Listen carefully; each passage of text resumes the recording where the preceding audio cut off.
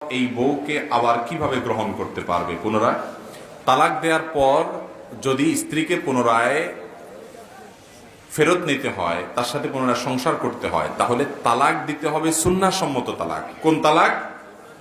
সুন্নাহসম্মত তালাক। সুন্নাহসম্মত তালাক দিলে 10 বছর 20 বছর পরেও চাইলে আবার সংসার করা যাবে। আমরা এই সিস্টেম জানি না, যার কারণে এমন ভাবে তালাক মারে যে এরপরে আর ফেরত নেওয়ার কোন রাস্তা খোলা থাকে না। জিদের চোটে এমন মারা মারে, পরে এবার সারা জীবন বসে বসে কান্দে, আর কাজ হয় না।